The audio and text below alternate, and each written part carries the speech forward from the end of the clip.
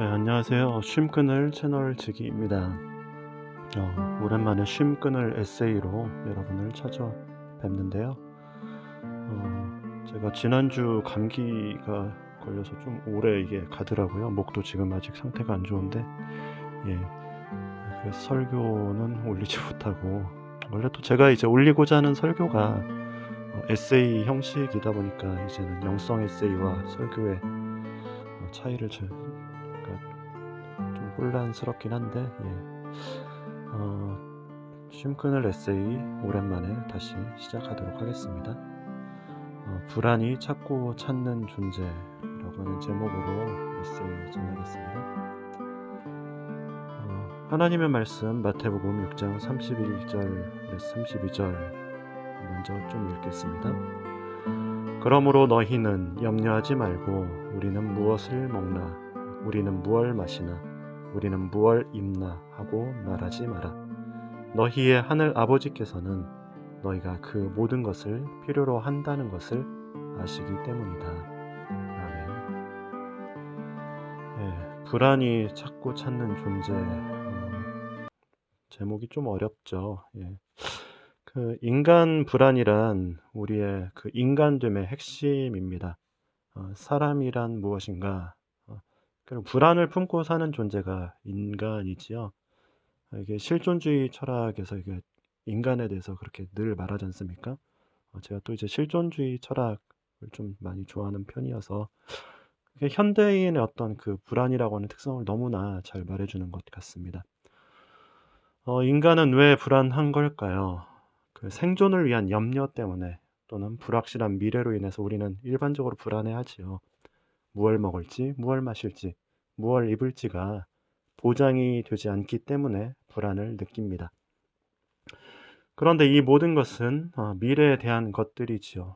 사실 옛날에는 실제 현재 먹고 살 게 없으니까 불안했다면 오늘날은 복지가 너무 잘 돼 있고 경제 어렵네 하지만 밥 굶고 이러진 않지 않습니까? 보면 그런데도 우리는 아직 오지 않은 미래를 불안해하지요. 무얼 먹을까? 무얼 마실까? 예. 부모들이 또 이제 자녀들을 걱정하고 불안해하면서 닥달을 하지 않습니까? 막 공부해라, 공부해라 하면서 사교육 지불해가면서 자녀들을 자녀들을 그렇게 닥달하는 이유는 자녀가 뭐해 먹고 살지 불안해서 그런 것이죠. 그런데 우리가 품고 있는 불안이 이게 과연 미래에 대한 것일까요? 미래의 내 안전이 흔들릴까 불안해한다 생각하지만 사실 불안은 현재의 내 속에 내재해 있는 것입니다. 미래가 아니라 지금의 내가 불안합니다. 그러니까 먼 미래도 불안하게 여기는 거죠.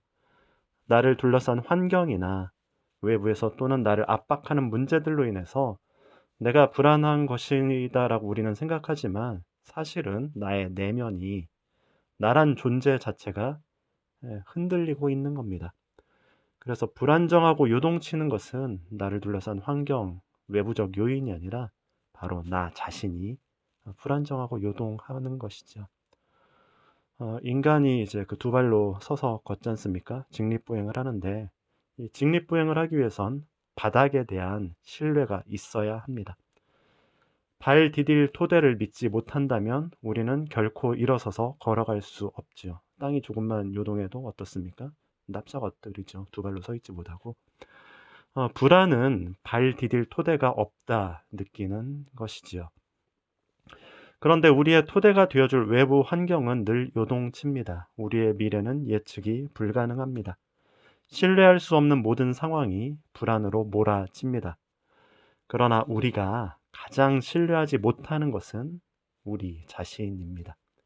발 디딜 토대가 문제가 아니라 우리의 발이 문제인 거죠. 내 발이, 내 다리가 걸을 수 있다 신뢰하지 못한다면 아무리 토대가 견고한들 걸어갈 수가 없는 것이죠. 인간 존재 안에 내재해 있는 이 불안, 이것은 사실 신을 향한 안테나와 같습니다. 존재 안에 이 내재된 불안은 신을 만나기까지 그치지 않습니다. 그래서 아우구스티누스는 당신은 우리를 당신을 향해서 살도록 창조하셨으므로 우리 마음이 당신 안에서 안식할 때까지는 편안하지 않습니다. 라고 고백록에서 말하죠. 이게 고백록 첫 장에 나오는 유명한 말이지 않습니까? 하나님을 향해서 창조되었기에 하나님 안에서 안식할 때까지 우리는 편안하지 않습니다. 하나님을 찾고 찾을 때까지 우리의 불안은 멈추지 않는 것이지요. 하나님 안에서 안식을 얻기까지 우리의 불안은 그치지 않습니다. 그래서 사실 우리의 불안은 신을 찾는 안테나와 같은 것이지요. 불안이 찾고 찾는 존재는 하나님인 것입니다.